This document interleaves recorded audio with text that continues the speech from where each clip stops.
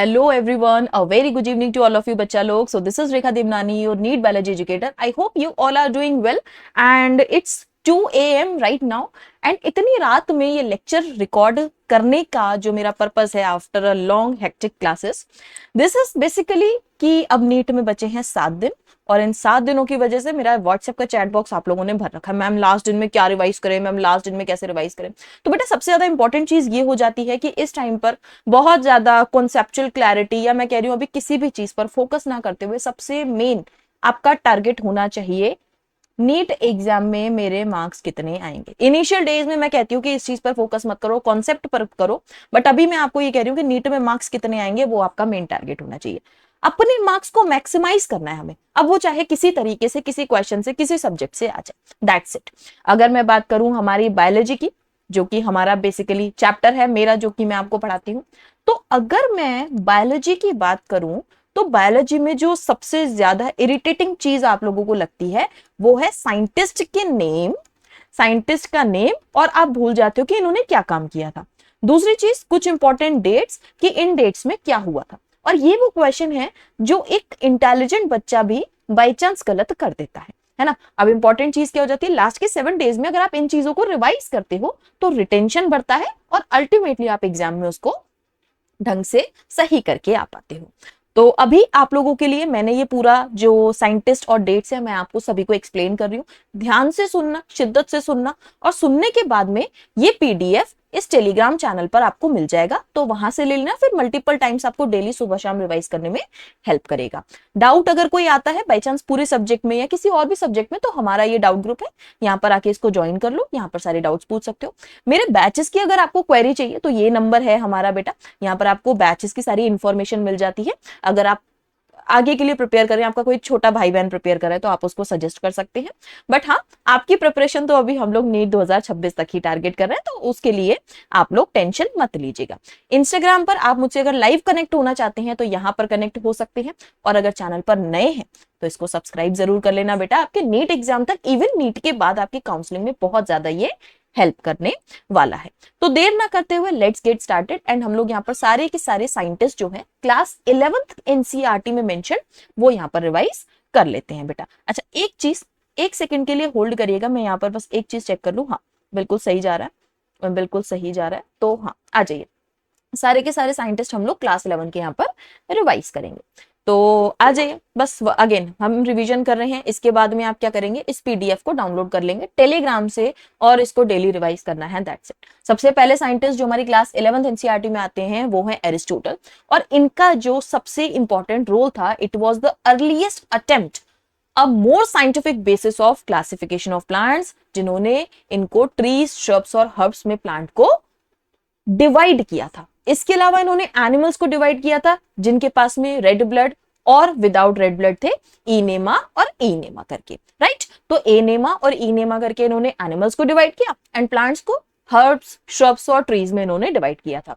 इसके बाद में हमारे पास में there are multiple classification system, हमारे पास में आया आर्टिफिशियल सिस्टम, फिर हमारे पास में आया बायोनोमियल सिस्टम, एंड हमारे पास में मल्टीपल सिस्टम कर करके 2 किंगडम, 3 किंगडम, 4 किंगडम करके फाइनली आया 5 kingdom system of classification in 1969. The date is very important क्योंकि आपके नीट के पीवाईक्यू में पहले भी आ चुका है और अभी भी आने के चांसेस बहुत ज्यादा है बेटा. तो जो आर.एच. विटेकर हैं, इन्होंने प्रपोज किया 5 किंगडम सिस्टम ऑफ क्लासिफिकेशन, जिसमें इन्होंने 5 किंगडम्स को प्लेस किया, Monera, protista, fungi, Plantae and animalia. ये आपको चीज याद होनी चाहिए. फिर आए हमारे पास में देमेत्री इवानस्की, इन्होंने 1892 में बेटा रिकॉग्नाइज किया कि कुछ ऐसे माइक्रोब हैं जो कि टोबैको मोज़ेक डिजीज कॉज करते हैं, ठीक है, टीएमवी, यानी कि टोबैको मोज़ेक वायरस को इन्होंने कहीं ना कहीं पहचान लिया था. फिर आए हमारे पास में एमडब्ल्यू बीजरनिक इन 1898. तो 1800 की यहां पर बात हो रही है. 1898 में इनके दिमित्री मानुस्की के 6 साल बाद आए आपके पास में वो साइंटिस्ट बीजरनिक, जिन्होंने फाइनली वो फ्लूइड एक्सट्रैक्ट किया जो कि कहीं ना कहीं इन्फेक्ट करता था. बेसिकली इन्होंने वायरस वाला फ्लूइड एक्सट्रैक्ट किया था एंड इस फ्लूइड को कहा कंटाजियम वाइवम फ्लूइडियम, यानी कि इन्फेक्शियस लिविंग फ्लूइड. और फिर इन्होंने बताया कि हेल्दी प्लांट्स को इन्फेक्ट करता है. बेसिकली इन्होंने वायरस को यहां पर डिस्कवर कर लिया. फिर आया WM Stanley in 1935 after 37 years of बीजरनिक। इन्होंने ये किया कि इन्होंने वायरस को क्रिस्टलाइज किया, यानी कि सेपरेट किया, और इन्होंने ये बताया कि ये लार्जली बने होते हैं प्रोटीन के, और इनके बीच में होता है क्या, जेनेटिक मटेरियल।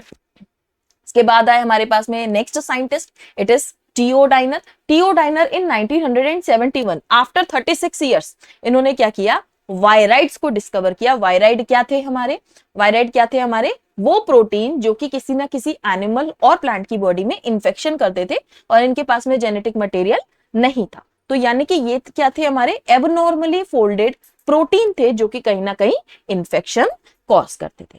फिर हमारे कैरलस लीनियस के बारे में एनसीईआरटी में बहुत इंपॉर्टेंट बातें मेंशन है। सबसे पहली चीज, उन्होंने बहुत सारे काम किए। एक तो आर्टिफिशियल सिस्टम ऑफ क्लासिफिकेशन दिया, प्लांट्स को इन्होंने क्लासिफाई किया। दूसरा, इन्होंने सिस्टेमा नेचुरी बुक लिखी। तीसरी चीज, इन्होंने बायनोमियल नोमेनक्लेचर बताया, जिसमें हमें इन्होंने ये बताया कि कोई भी प्लांट या एनिमल का साइंटिफिक नेम जब हम लोग लिखते हैं, सो यहां पर हम लोग दो चीजें कंसीडर करते हैं, एक जेनेरा का नेम और दूसरा स्पेसिफिक एपिथेट। फिर इनका 2 नंबर बड़ा फेवरेट था, तो इन्होंने बायनोमियल नोमेनक्लेचर के साथ साथ 2 किंगडम सिस्टम ऑफ क्लासिफिकेशन भी प्रपोज किया, जिसमें इन्होंने प्लांटी और एनिमेलिया को बेसिकली कंसीडर किया था। और बाद में हमारे पास में डिफरेंट जो हैं हमारे पास में किंगडम्स ऐड हुए, एंड लास्ट में हमारे आर.एच. विटेकर ने 5 kingdom system of classification in 1969 हमें दिया था, राइट। तो ये है कुछ वो साइंटिस्ट जो कि आपके बेसिकली फर्स्ट यूनिट से आते हैं, बहुत ही इंपॉर्टेंट है। इसके आगे अगर हम लोग बात करें तो हमारे पास में आते हैं George Bentham and Joseph Dalton Hooker, जिन्होंने आपको natural system of classification of flowering plant बताया। It is again a very important thing. आते हैं हमारे पास में अर्नेस्ट मेयर, इनको हम लोग डार्विन ऑफ 20th सेंचुरी कहते हैं, और इन्होंने हमें बायोलॉजिकल स्पीशीज की डेफिनेशन बताई थी। बेटा क्या बताई थी, बायोलॉजिकल स्पीशीज की डेफिनेशन इन्होंने हमें बताई थी। फिर हम लोग बात करें तो हमारे पास में आ जाते हैं GN रामाचंद्रन, इन्होंने हमें रामाचंद्रन प्लॉट के बारे में बताया, और प्रोटीन्स का कॉन्फॉर्मेशन इन्होंने हमें समझाया था। इन्होंने ही triple helical structure of collagen भी डिस्कवर किया था। फिर आते हैं हमारे पास में एंटन वॉन लीeuwenhoek, जिन्होंने सबसे पहले एक लिविंग सेल को देखा और डिस्क्राइब किया। रॉबर्ट ब्राउन ने 1831 में सबसे पहले न्यूक्लियस को डिस्कवर किया, और मुझे नहीं लगता कि ये बात आप लोग को फिर से बताने की जरूरत है, ये चीज तो याद ही रखते होंगे। फिर आते हैं फ्लेमिंग, जिन्होंने क्या किया था, हमारे न्यूक्लियस को बेसिक डाई से क्या किया था, स्टेन किया था, और इनका नाम दिया था क्रोमेटिन, जो कि फाइबर्स के फॉर्म में हमें कुछ ना कुछ जेनेटिक मटेरियल दिख रहा था, उसको इन्होंने क्रोमेटिन नाम दिया था। किससे डाई किया था, बेसिक डाई से इसको डाई किया था। फिर आते हैं हमारे पास में मैथियास शील्डन इन 1838, इन्होंने ये क्या थे, एक जर्मनी के बॉटनिस्ट थे बेटा, जर्मन बॉटनिस्ट थे बेटा। इन्होंने सभी के सभी प्लांट की डिफरेंट काइंड ऑफ सेल को इन्होंने ऑब्जर्व किया था। फिर हमारे पास में आए थियोडर श्वान इन 1839, जस्ट एक साल बाद ही इन्होंने, अच्छा ये भी क्या थे, जर्मनी के जूलॉजिस्ट थे। एनसीईआरटी में पहले ब्रिटिश का किया था, अब दोनों ही क्या कर दिए हैं, जर्मन के, तो ये चीज याद रखिएगा। Matthias Schleiden is the German botanist and Theodor Schwann is the German zoologist. इन्होंने एनिमल सेल की पर स्टडी की, और इनकी जो आउटर लेयर थी प्लाज्मा मेम्ब्रेन, इस पर इन्होंने स्टडी किया, और इनको ये बात समझ में आई कि प्लांट सेल के पास में जो सेल वॉल होता था, एनिमल्स के पास में वो चीज नहीं प्रेजेंट है। यानी कि इन्होंने ये बताया कि cell wall is a unique feature of plant cell. फिर इसके बाद में इन्होंने प्लांट और एनिमल्स कंपोज होते हैं सेल्स के, इन्होंने ये चीज बताई, और ओवरऑल इन दोनों की बातों को कंक्लूड करके रुडोल्फ वर्चॉ ने in 1855, it is again a very important date, explain किया कि जो भी हमारी सेल्स हैं वो डिवाइड करती हैं, और हमेशा पुरानी प्री एग्जिस्टिंग सेल से ही नई सेल बनती है, जिसको हमने क्या कहा, ओमनिस सेल्यूला ई सेल्यूला, यानी कि जो भी सेल्स है, new cells are formed from preexisting cells. And इन्होंने फाइनली कंक्लूड कर दिया हमारी क्या, सेल थ्योरी को तीनों ने मिलकर के, ठीक है। तो इसके बाद में हमारे पास में आ जाते हैं सेल बायोलॉजी में और साइंटिस्ट, जैसे कि कैमिलियो गोल्जी इन 1898, ठीक है, मेरे जन्म से 100 साल पहले की बात है। इन्होंने गोल्जी बॉडीज को ऑब्जर्व किया। फिर जॉर्ज पैलेडे ने पैलेडे पार्टिकल्स बताया, किनको, राइबोसोम्स को कहा इन्होंने इन 1953।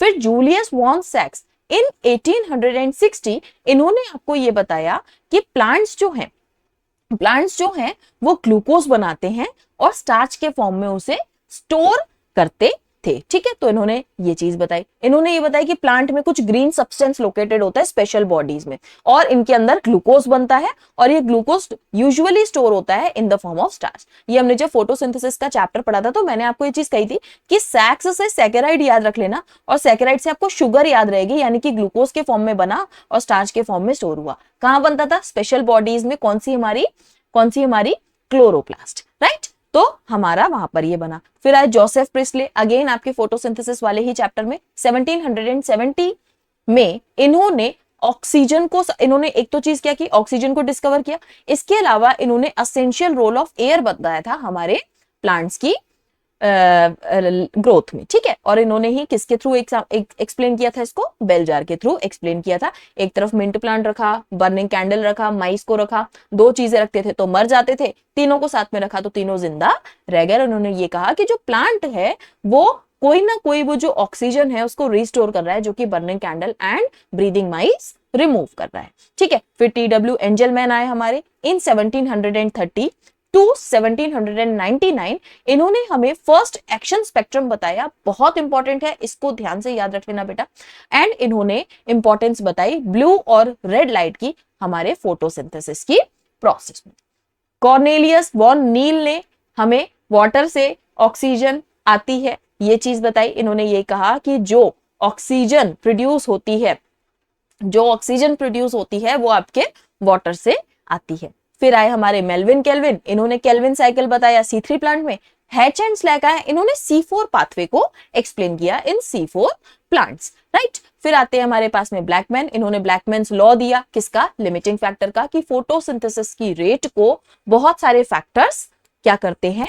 रेगुलेट करते हैं। वो उन्होंने बताया, बायोटिक, एबायोटिक एंड मल्टीपल। और फिर फाइनली उससे हमारी क्या आ गया? फोटोसिंथेसिस का चैप्टर यहाँ पर खत्म हो गया। आगे हम लोग बढ़े तो हमारे पास में रेस्पिरेशन वाला चैप्टर स्टार्ट हो गया, और यहाँ पर एम्जन, मेयरहॉफ एंड पार्नस ने EMP पाथवे यानी कि ग्लाइकोलाइसिस इन्होंने आपको एक्सप्लेन किया। 10 स्टेप 10 एंजाइम रिक्वायर थे, वो वाली प्रोसेस, राइट। फाइनली ग्लूकोज बनते थे, वो वाली प्रोसेस। एंड इसके बाद में आए Charles Darwin and Francis Darwin, इन्होंने ऑक्सिन को डिस्कवर किया। हम लोग थर्ड चैप्टर में मूव कर चुके हैं हमारी प्लांट फिजियो के। एंड इन्होंने फोटोट्रोपिज्म ऑफ कैनरी ग्रास पर वर्क किया था, ऑक्सिन को इन्होंने डिस्कवर किया था। जब हम लोग बात करें FW वेंट की, तो इन्होंने आइसोलेट किया था ऑक्सिन को फ्रॉम कोलियोप्टाइल ऑफ ओट्स सीपलिंग। ये दोनों बहुत कंफ्यूजन वाले क्वेश्चन आपके नीट एग्जाम के बन सकते हैं, आपको कंफ्यूज नहीं होना है। आपको ये चीज याद रखनी है, डार्विन ने ऑक्सिन को डिस्कवर किया, फोटोट्रोपिज्म कैनरी ग्रास में बताया, जबकि FW वेंट ने इसको आइसोलेट कर लिया, और किससे? ओट सीडलिंग से इसको आइसोलेट किया था। ई कुरोसावा की बात करें इन 1926, तो इन्होंने ऑब्जर्व किया था कुछ स्टराइल फिल्ट्रेट को, फंगस को, एंड जिब्रेला फ्यूजिकोरी क्या था उसका नाम, और इन्होंने ये बताया कि राइस सीडलिंग की हाइट बढ़ने का जो रीजन है वो जिब्रेला फ्यूजिकोराई है, और उससे निकलने वाला एक केमिकल है जिसका नाम बाद में हमने क्या रखा? जिबरलिंस। और अब हमें मोर देन 100 जिबरलिंस पता है, ठीक है। फर्स्ट डिस्कवर कौन सा था? कमेंट सेक्शन में मुझे बताना। फिर आता है F स्कूग एंड कोवर्कर्स, उनके साथ के जो थे, उन्होंने आपको ये बताया कि जो टोबैको स्टेम का इंटरनोड होता है ना, वो आपके पास में अगर हम लोग vascular tissue, east, coconut milk या DNA से सप्लाई करें तो उसकी जो ग्रोथ है वो फास्टन होती है, क्योंकि इनके पास में साइटोकाइनिन्स होते थे। फिर मिलर ने बताया आपको 1955 में, इन्होंने क्या किया? साइटोकाइनिन्स को एक आइसोलेट कर लिया, एक्सट्रैक्ट कर लिया, और इनका नाम रख दिया काइनेटिन। क्या नाम रख दिया? काइनेटिन। फिर HH कजिन्स आए, जिन्होंने आपको ये बताया कि प्लांट्स में या राइपन फ्रूट्स में कुछ तो ऐसा वोलेटाइल सब्सटेंस है जो अपने आस पड़ोस के फ्रूट्स को भी राइपन कर देता है, एंड दैट इज बेसिकली क्या था हमारा? Ethylene, which is again an hormone, जो कि राइपनिंग के लिए क्या है हमारे पास में प्रेजेंट होता है। ये 1910 की बात है बेटा। जब हम लोग आगे बात करते हैं तो हमारे पास में आ जाते हैं कैथरीन एसाउ, इन्होंने एनाटॉमी ऑफ सीड प्लांट लिखा था। ये आपके फर्स्ट वाले उधर पेजेस से आ रहा है ना, तो ध्यान रखना है। और इन्होंने कर्ली टॉप वायरस स्प्रेड करता है फ्लोएम टिश्यू से, इन्होंने ये बताया था। It can be your next NEET question, ध्यान से सुनकर नोट कर लीजिएगा, ठीक है। जब आएगा तो फिर कहेंगे मैम हमने पढ़ा नहीं था, ऐसा नहीं होना चाहिए।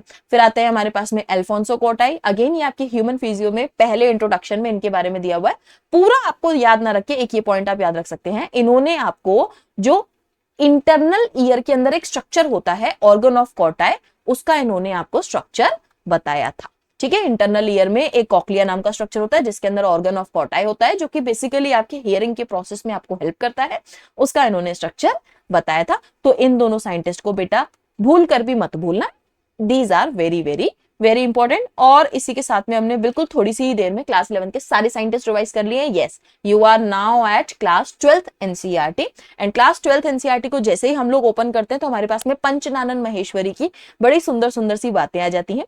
तो आपको जो 3-4 पॉइंट याद रखने हैं वो देख लीजिएगा। सबसे पहली चीज कि आपको एक चीज याद रखनी है, he is one of the most distinguished botanist of India and world. मतलब ये पंचनानन महेश्वरी नाम से समझ रहे हो भैया, इंडियन है, ठीक है। इन्होंने पॉपुलराइज किया एम्ब्रियोलॉजिकल कैरेक्टर्स को इन टेक्सोनोमी, यानी कि एम्ब्रियोलॉजिकल बायोलॉजी में इनका काफी ज्यादा सपोर्ट था। फिर हम लोग बात करें इनके जो टेस्ट ट्यूब फर्टिलाइजेशन वाले वर्क थे, इंट्रा ओवेरियन पॉलिनेशन वाले जो वर्क थे, वो इन्होंने काफी अच्छे लेवल पर किए थे, ठीक है। और इन्होंने अपनी बायोलॉजी के टेक्स्ट बुक में, सेकेंडरी स्कूल्स की जो टेक्स्ट बुक है उनमें भी इन चीजों को मेंशन किया इन 1964। तो बेसिकली एम्ब्रियोलॉजी पर इनका जो है वो आता है एक क्वेश्चन, और इन पर आता है कि most distinguished botanist of India ये थे। इन्होंने बाकी अपनी पीएचडी कहां से की, ये चीजें कहां से की, वो चीजें कहां से की, दैट इज नॉट बेयरली इंपॉर्टेंट, ठीक है। तो इतनी चीजें आपको पता होनी चाहिए। फिर आते हैं हमारे पास में रेजिनाल्ड सी पुन्नेट, जिन्होंने आपको पुन्नेट स्क्वायर के बारे में इंफॉर्मेशन बताई, जिसको हम लोग स्क्वायर बॉक्स में बना के क्रॉसिंग करके बनाते थे। And it is very important thing कि ये ब्रिटिश के थे और एक जेनेसिस्ट थे। ऑब्वियस सी बात है, जेनेटिक्स में पढ़ रहे हैं तो जेनेसिस्ट ही है, लेकिन ये किसके थे, ब्रिटिश के थे। तो आपको एक ये चीज याद रखनी है, यहां से कंफ्यूज नहीं होना है बिल्कुल भी। फिर आते हैं हमारे पास में ग्रेगर जॉन मेंडल, कौन नहीं जानता इनके बारे में। इन्होंने गार्डन पी प्लांट पर यानी कि पाइसम सेटिवम पर काम किया, और इन्होंने 3 लॉज ऑफ इनहेरिटेंस बताए। Again he is the father of genetics, right. तो एक ये चीज इंपॉर्टेंट, गार्डन पी था Pisum sativum, not the sweet pea जो आप खाते हो, ये चीज याद रखिएगा। फिर ग्रेगर जॉन मेंडल के बहुत सारे वर्क जो हैं इनके जीते जी नहीं रिकॉग्नाइज किए थे किसी ने। After the death of Gregor Johann Mendel हमारे पास में 3 साइंटिस्ट आए, de Vries, Correns and von Tschermak. इन्होंने इन मेंडल के जितने भी वर्क थे इसको रीडिस्कवर किया था, और इसके रिजल्ट बताए थे in the year of 1900, right. तो मेंडल की सक्सेस, मतलब डेथ हो जाने के बाद में उनकी सक्सेस स्टोरी हमें पता चली, एंड इन्होंने ये रीडिस्कवर किया। सटन एंड बोवेरी की हम लोग बात करें तो इन्होंने क्रोमोसोमल थ्योरी ऑफ इनहेरिटेंस के बारे में बताया, जबकि मॉर्गन वो थे जिन्होंने एक्सपेरिमेंटल वेरिफिकेशन दिया किसका, क्रोमोसोमल थ्योरी ऑफ इनहेरिटेंस का। तो यहां से आपका एक हो सकता है एआर भी बना दे कि पहला स्टेटमेंट वो बता दे कि सटन एंड बोवेरी ने क्रोमोसोमल थ्योरी ऑफ इनहेरिटेंस दिया, ठीक है। रीजन ये बना दे कि सटन एंड बोवेरी ने ही आपको एक्सपेरिमेंटल वेरिफिकेशन दिया, तो वो गलत हो जाएगा, जबकि एक्सपेरिमेंटल वेरिफिकेशन किसने दिया, मॉर्गन ने। तो यहां से आपका क्वेश्चन स्टेटमेंट 1-2 वाला बन सकता है, एआर वाला भी बन सकता है। इसके बाद में मॉर्गन ने ही लिंकेज और रिकॉम्बिनेशन जैसे जो टर्म्स है वो इन्होंने बताए थे, वेरी इंपॉर्टेंट थे। फिर आते हैं हमारे पास में अल्फ्रेड स्टुअर्ट, इन्होंने जीन मैपिंग का आपको कॉन्सेप्ट बताया था। और इंपॉर्टेंट चीज ये कि जो अल्फ्रेड स्टुअर्ट है ये मॉर्गन के ही क्या थे, स्टूडेंट थे। फिर आते हैं हमारे पास में हैंकिंग, पता नहीं क्यों हैंकिंग का नाम सुनते ही मुझे याद आ जाता है एक्स बॉडी। इन्होंने एक्स बॉडी को डिस्कवर किया इन इंसेक्ट सेक्स डिटर्मिनेशन के टाइम पर, और लैंगडन डाउन ने डाउन सिंड्रोम डिस्कवर किया सबसे पहली बार इन 1981 में। डाउन सिंड्रोम इन्होंने डिस्कवर किया, जिसमें हमारी 21st क्रोमोसोम में क्या हो जाता था, ट्राइसोमी, एंड बहुत सारे सिम्टम्स बॉडी में देखने के लिए मिलते थे। अगर ये चीज भूल रहे हो तो आपको बहुत सारे जितने भी डिसऑर्डर्स है एनसीईआरटी के, वो मैंने लेक्चर ऑलरेडी करा रखा है, फटाफट से जाके रिवाइज कर लो, सारे के सारे डिसऑर्डर आपके वहां पर कवर हो जाएंगे। फिर हमारे पास में आते हैं विल्किंस एंड फ्रैंकलिन, इन्होंने एक्सरे डिफ्रैक्शन डीएनए का बताया, और डीएनए के स्ट्रक्चर का डेटा इन्होंने प्रोवाइड किया था। James Watson and Francis Crick की अगर हम लोग बात करें तो इन्होंने डबल हेलिक्स मॉडल बताया था डीएनए का, एंड इन्होंने scheme of replication of DNA भी बताया था, यानी कि सेमी कंजर्वेटिव रेप्लिकेशन होता है, ये हमें वाटसन एंड क्रिक ने ही बताया। फिर फ्रांसिस क्रिक की अगर हम लोग बात करें तो इन्होंने सेंट्रल डोग्मा अलग से बताया था, जबकि हम लोग चार ग्राफ की बात करें तो इन्होंने हमें चार ग्राफ रूल बताया। इन्होंने ये कहा कि प्यूरिन हमेशा पैरामिडिन के बराबर होते हैं, यानी कि adenine is always equal to thymine and guanine is always equal to cytosine. तो अगर मैं एडेनिन और ग्वानिन यानी कि प्यूरिन प्लस सारे के सारे प्यूरिन और डिवाइडेड बाय पैरामिडिन कर दूं तो 1 आना चाहिए, क्योंकि purine are always equal to pyrimidine. ठीक है, तो A plus G upon T plus C is equal to 1 always, ये इन्होंने हमें रूल बताया। और इस रूल पर बहुत सारे हमारे पास में क्वेश्चंस भी आते हैं, बहुत सिंपल टाइप के, वो हम लोग ऑलरेडी करते आ रहे हैं काफी टाइम से। फिर हमारे पास में आ जाते हैं फ्रेडरिक ग्रिफिथ्स। इन्होंने आपको एक्सपेरिमेंट बताया किस पर, ट्रांसफॉर्मिंग प्रिंसिपल पर किया। फिर आते हैं हमारे पास में Oswald Avery, Colin MacLeod and Maclyn McCarty ने इन्होंने बायोकेमिकल कैरेक्टराइजेशन किया किसका, इसी ट्रांसफॉर्मिंग प्रिंसिपल का। हार्शी एंड मार्था मैडम चेज ने, Martha chase she basically she was a women, obviously she हमने यूज कर लिया, तो इन्होंने अनइक्विवोकल प्रूफ दिया कि डीएनए जेनेटिक मटेरियल होता है किस पर एक्सपेरिमेंट करके, ई कोलाई और बैक्टीरियोफेज पर। यानी कि इससे पहले कंफ्यूजन चल रहा था कि जेनेटिक मटेरियल डीएनए, आरएनए या प्रोटीन है। इन्होंने मार्था चेज ने एंड हर्शे ने मिलकर के फाइनली बता दिया कि DNA is the genetic material. फिर जॉर्ज गैमो आए और इन्होंने आपको ये बताया कि कोडॉन्स का नेचर हमेशा क्या होता है, ट्रिपलेट के फॉर्म में होता है, जैसे कि AUG, GAG, है ना, ये वाले सारे इन्होंने बताए। फिर आए हरगोविंद खुराना, इन्होंने आरएनए मॉलिक्यूल को सिंथेसाइज किया और कॉम्बिनेशन बनाए होमोपॉलीमर्स के एंड कोपॉलीमर्स के। मार्शल नीरेनबर्ग ने आपको सेल फ्री सिस्टम में प्रोटीन का सिंथेसिस बताया था। ये बहुत सारे बच्चे भूल जाते, पता नहीं क्यों, लेकिन इसको याद रख लेना, बहुत इंपॉर्टेंट चीज है बेटा। फिर आगे हम लोग बात करें तो सेवरी ओको ने ये बताया कि पॉलीन्यूक्लियोटाइड फॉस्फोराइलेज एंजाइम क्या होता है, उसको डिस्कवर किया। टेलर एंड उनके कलीग्स ने विसिया फाबा पर वर्क किया रेडियो एक्टिव थायमिडीन को यूज करके, और ये बताया कि सेमी कंजर्वेटिव डीएनए का जो नेचर है उसको फाइनली प्रूफ कर दिया। तो टेलर एंड कलीग्स ने किस प्लांट को यूज किया था, बहुत बार नीट में आ चुका है, और semi conservative nature of DNA को प्रूफ किया है, ये भी बहुत बार आ चुका है। क्या यूज किया था, रेडियो एक्टिव थायमिडीन, ये भी बहुत बार आ चुका है, तो इसको अच्छे से आप याद रख लेना। फिर हमारे पास में आता है Francis Jacob and Monod, geneticist and biochemist थे ये बहुत इंपॉर्टेंट चीज है, ठीक है। एंड इन्होंने लैक ओपेरॉन हमें एक्सप्लेन किया था, ये भी बहुत इंपॉर्टेंट चीज है, तो ये आपको पता होना चाहिए, राइट। फिर अगर हम लोग बात करें फ्रेडरिक सैंगर की, तो इन्होंने मेथड्स डेवलप किए अमीनो एसिड सीक्वेंस के प्रोटीन में कैसे सीक्वेंसिंग डीएनए के थ्रू होती थी, ये एक्सप्लेन किया। एलेक्स जेफरी ने डीएनए फिंगरप्रिंटिंग बताया, बहुत इंपॉर्टेंट चीज है। एंड स्टैनले मिलर ने प्रिमिटिव अर्थ को, इन्होंने यहाँ पर हम इवोल्यूशन में कदम रख चुके हैं, ठीक है, इसके बाद में यहाँ से हम लोग इवोल्यूशन में कदम रख चुके हैं। स्टैनले मिलर अमेरिका के साइंटिस्ट थे बेटा, जिन्होंने आपको बेसिकली वो चीज रियलाइज कराई, जब हमारे लाइफ की ओरिजिन हुई होगी तो उस टाइम पर अर्थ की कंडीशंस क्या रही होंगी, इन्होंने इसको एक्सपेरिमेंटली प्रूव करके बताया 800 डिग्री सेल्सियस का माहौल लैब में क्रिएट करने के बाद। ओपेरन एंड हेल्डन जो कि रशिया और इंग्लैंड के थे, इन्होंने केमिकल इवोल्यूशन को एक्सप्लेन किया। लुइस पास्चर ने, इन्होंने ये कहा कि जो भी लाइफ है, थ्योरी ऑफ बायोजेनेसिस बताया बेसिकली, और इन्होंने ये कहा कि जो लाइफ है वो प्री एग्जिस्टिंग लाइफ से ही आती है। इन्होंने स्पॉन्टेनियस जनरेशन की जो थ्योरी स्वाननेक एक्सपेरिमेंट के थ्रू बताई गई थी उसको रिजेक्ट कर दिया था। एंड चार्ल्स डार्विन ने ये बताया कि हमेशा सर्वाइवल ऑफ फिटेस्ट होता है, रिप्रोडक्टिव फिटनेस को ये एक्सप्लेन करते थे, और नेचुरल सिलेक्शन इन्होंने आपको एक्सप्लेन किया।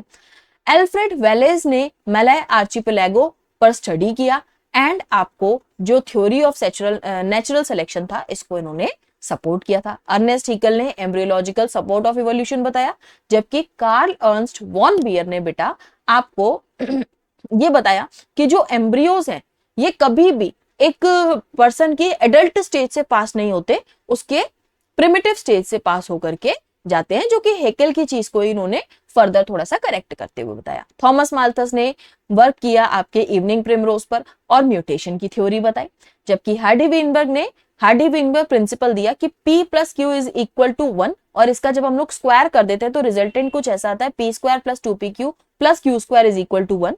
तो इसमें जब हम लोग कंसीडर करते हैं तो कुछ ये जो हमारी डोमिनेटिंग रिसेसिव कोई पॉपुलेशन है, और ये उनका हम लोग क्या कर लेते हैं, एक सम निकाल करके बनाते हैं, तो हमेशा ये 1 आता है। और इस पर आपके बहुत सारे क्वेश्चन आए हुए कि अगर कैपिटल ए पॉपुलेशन में नंबर X है और स्मॉल ए वाई है तो आपको 2xy का बताना है, या 2xy का आपको नहीं भी दिया है, सिर्फ a का बताया है आपको, तो आपको इधर बताना है कि ओवरऑल आपका 2 y क्या हो सकता है, a क्या हो सकता है, कैपिटल A क्या हो सकता है, स्मॉल a क्या हो सकता है। इसमें बेसिक कुछ क्वेश्चन आते हैं और मैंने आप लोग को ऑलरेडी सॉल्व भी करवा रखे, तो ये एक इंपॉर्टेंट चीज है।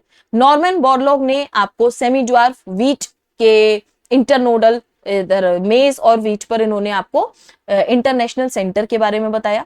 फिर अगर हम लोग बात करें अलेक्जेंडर फ्लेमिंग की, तो इन्होंने पेनिसिलिन को डिस्कवर किया था, बहुत इंपॉर्टेंट चीज है।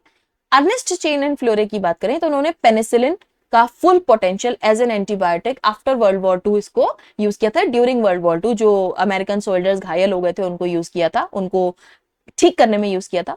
फिर आए Stanley Cohen and Herbert Boyer, इन्होंने फर्स्ट रिकॉम्बिनेंट डीएनए बनाया इन 1972 और यहां से बायोटेक्नोलॉजी की एक नई सी शुरुआत हो गई थी। फिर कैरी मिलियस ने पीसीआर प्रोसेस को डेमोस्ट्रेट किया। गॉस ने कॉम्पिटिटिव एक्सक्लूजन प्रिंसिपल बताया। मैकऑर्थर ने को एग्जिस्टेंस बताया कि जो आपस में क्लोजली रिलेटेड स्पीशीज हैं वो सिमिलर रिसोर्सेज पर डिपेंडेंट होते हैं। रॉबर्ट कॉन्स्टेंजा एंड उनके जो कलीग थे, इन्होंने नेचर की जो जितनी भी सर्विसेज हमें प्रोवाइड करती है उसके प्राइस टैग्स पुट की, और कितने किए थे वो थोड़ा सा कमेंट सेक्शन में बता देना, वो भी आपका नीट का नेक्स्ट क्वेश्चन हो सकता है।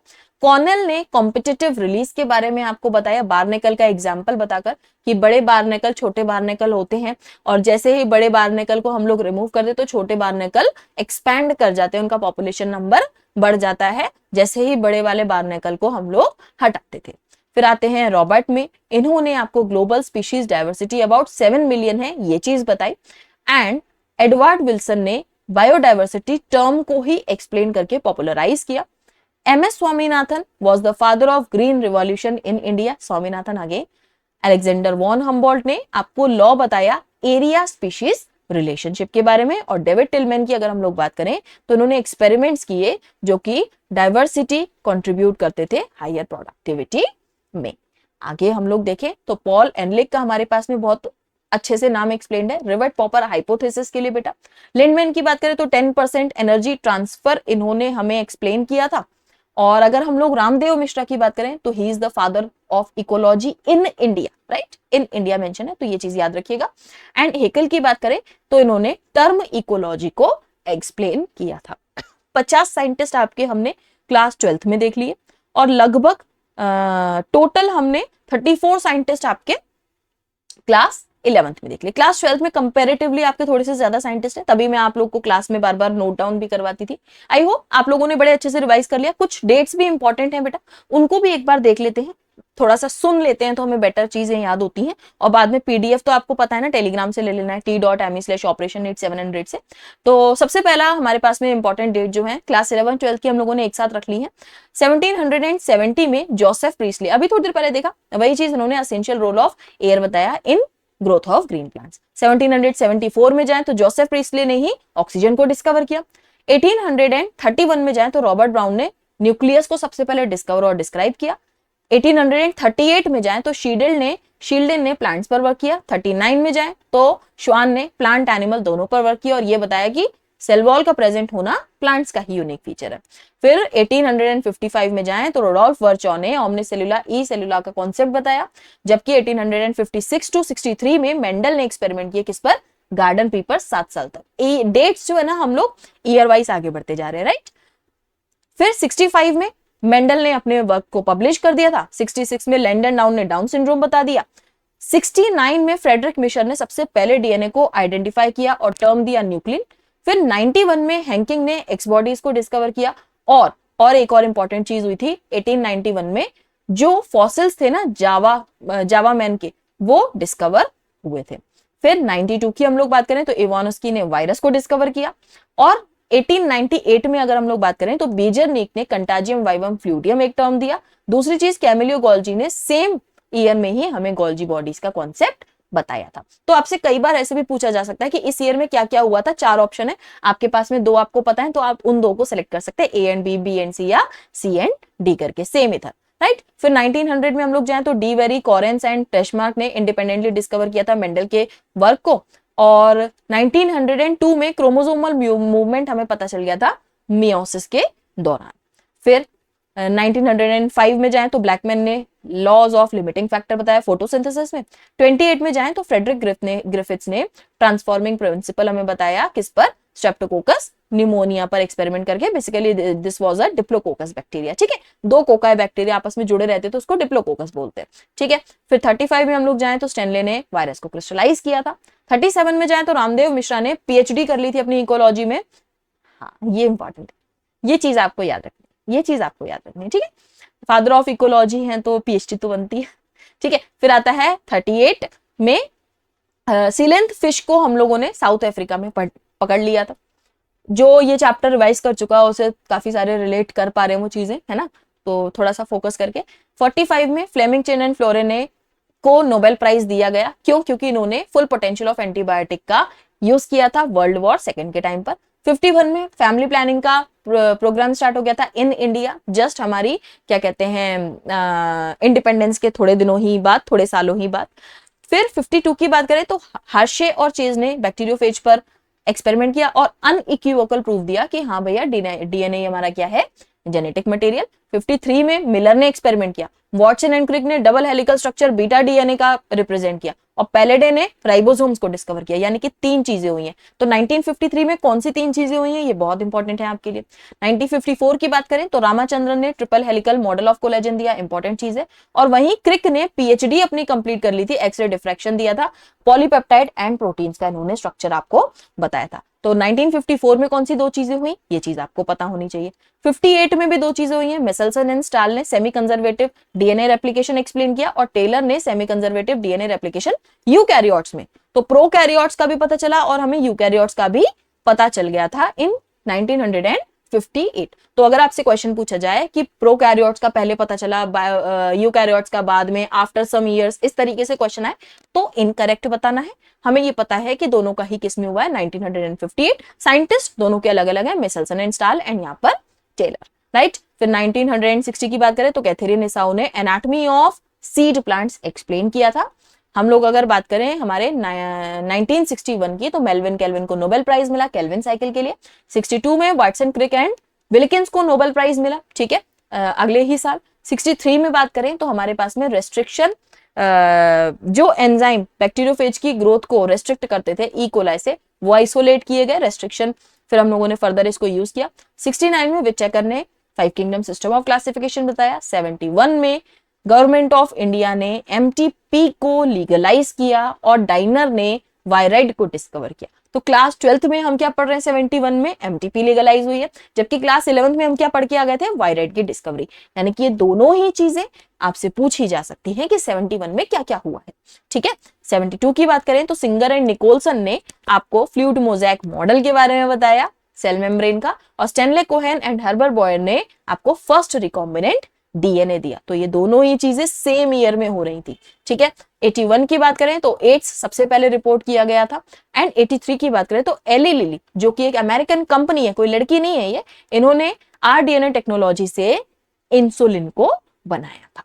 फिर 1984 में MOEF का एस्टेब्लिशमेंट हुआ, यानी कि ministry of environment and forest का। और आगे हम लोग 1990 की बात करें तो सबसे पहले जीन थेरेपी दी गई थी 4 ईयर ओल्ड गर्ल को ADA डेफिशिएंसी थी, और इसी टाइम में HGP यानी कि ह्यूमन जीनोम प्रोजेक्ट लॉन्च हुआ था। यानी कि ये दोनों ही बायोटेक्नोलॉजी के कॉन्सेप्ट से, और अगर हम लोग ह्यूमन मॉलिक्यूलर बायोलॉजी के कॉन्सेप्ट से, बहुत ही अच्छी चीजें हुई थी 1990 में, राइट। फिर 1992 की बात करें तो अर्थ समिट हुआ था रियो डी जेनेरियो में। और 1997 की बात करें तो यहाँ पर ट्रांसजेनिक काउ हमारी सबसे पहली रोजी बनाई थी, जो कि ह्यूमन प्रोटीन एनरिच्ड मिल्क बनाती थी 2.4 ग्राम पर लीटर। बहुत इंपॉर्टेंट है ये डेटा, जो कि ह्यूमन लेक्ट एल्ब्यूमिन इसके पास में होता था। 2002 में वर्ल्ड समिट हुआ था जोहान्सबर्ग यानी कि साउथ अफ्रीका में। तो आपकी अपडेटेड एनसीईआरटी के हिसाब से ये कुछ इंपॉर्टेंट 40 डेट्स हैं बेटा, आपको याद रखनी है, जिसमें 2-2 इवेंट, 3-3 इवेंट हुए ना, वो हो सकते हैं कि आपके नेक्स्ट नीट के क्वेश्चन बन जाएं। और जितने भी आपके साइंटिस्ट मैंने आपको करवाए, लगभग हमने कितने किए, 50 और 1 51 और 36, ठीक है। तो 50 एंड 36, 86, 87 हमने साइंटिस्ट किए, 40 हमने डेट्स की। ये सारी की सारी आपको टिप्स पर लर्न होने चाहिए। अभी लेक्चर में सुन लिया है, अब इसको आप क्या करो, पीडीएफ के फॉर्मेट में बार बार रिवाइज करो, या फिर रात को सोने से पहले कानों में ईयरफोन लगा के मेरी इतनी तो आवाज सुन ही सकते हो, राइट। तो इसको आप यहाँ से रिवाइज कर लो एंड पीडीएफ आपको इधर मिल जाएगा। डाउट डिस्कशन कर लेना, बैच की क्वेरी हो तो यहाँ से पकड़ लेना, और अपना मुझसे कुछ इंटरेक्शन है तो भैया ये हमारा इंस्टाग्राम है, थोड़े बहुत यहाँ पर फॉलोअर हो गए, ठीक है। फिर सब्सक्राइब कर लेना, चैनल को नहीं किया है तो भैया काउंसलिंग में भी मदद करेंगे आपकी, है ना। और ये है हमारी तरफ से इतना ही। मैं नहीं चाहती कि बहुत ज्यादा देर तक लेक्चर में रुको, यहां तक ध्यान से रिवाइज करो। और सबसे इंपॉर्टेंट चीज मेरी याद रखना, जितने भी रूमर्स फैल रहे हैं, कुछ ट्वीट्स हो रहे हैं ट्विटर पर या बहुत सारे रूमर्स फैल रहे हैं, किसी पर भी फोकस मत करो।